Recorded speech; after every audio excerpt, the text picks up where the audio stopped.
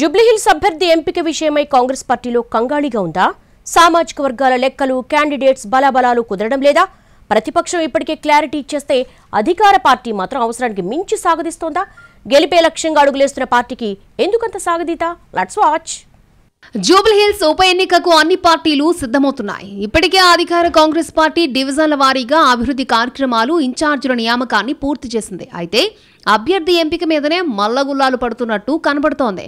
ఆ విషయంలో బీఆర్ఎస్ ఇప్పటికే కొంత క్లారిటీ ఇచ్చేసింది. కానీ కాంగ్రెస్ మాత్రం ఇంకా సర్వేలు, స్ట్రాటజీలు అంటూ నాంచుతున్నట్టు కనిపిస్తోంది.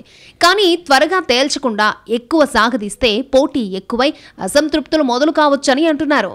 ఇప్పుడున్న పరిస్థితుల్లో అధికార పార్టీగా జూబ్లీహిల్స్ ఉప ఎన్నికలు కాంగ్రెస్ పార్టీ గెలిచి తీరాల్సిందేనని టార్గెట్ పెట్టింది హైకమాండ్. దీంతో 3 మంత్రులను ఇన్ఛార్జీలుగా నియమించి గ్రౌండ్ క్లియర్ చేసుకునే పనిలో భాగంగా బూత్ల వారీగా ఓటర్ మ్యాపింగ్ చేసింది రాష్ట్ర నాయకత్వం. కానీ అభ్యర్థి ఎంపికే ఇంకా ఓ కొలిక్కి రాలేదు.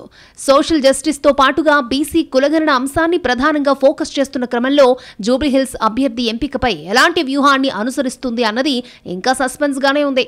బీసీలకు టికెట్ ఇస్తారా, లేదంటే రెడ్డి సామాజిక వర్గం నుంచి అభ్యర్థులను పరిశీలిస్తుందా అన్నది ప్రధాన చర్చ. సాధారణ ఎన్నికల్లో పోటీ చేసిన అజారుద్దీన్ని ఎమ్మెల్సీగా ఎంపిక చేసింది ప్రభుత్వం.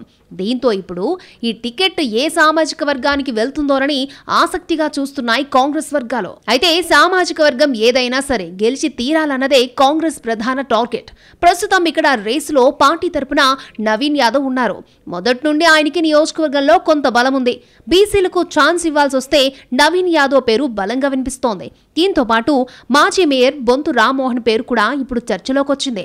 మేయర్గా పనిచేసిన అనుభవం, పరిచయాలు, సామాజిక వర్గాలు కలిసొస్తాయనే లెక్కలున్నాయి.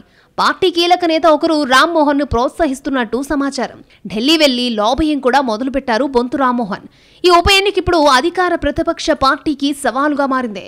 అధికార పార్టీగా గెలిచి నిలబడాలని కాంగ్రెస్ కోరుకుంటూ ఉంటే సానుభూతి అస్త్రంతో గెలిచి పట్టు నిలుపుకోవాలని చూస్తోంది బీఆర్ఎస్.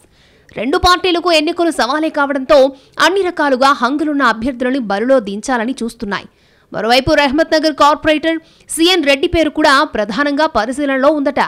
ఇటీవల పీసీసీ, ఏఐసీసీ కార్యదర్శుల సమావేశంలో కూడా సిఎన్ రెడ్డి పేరు చర్చకొచ్చినట్టు తెలిసిందే.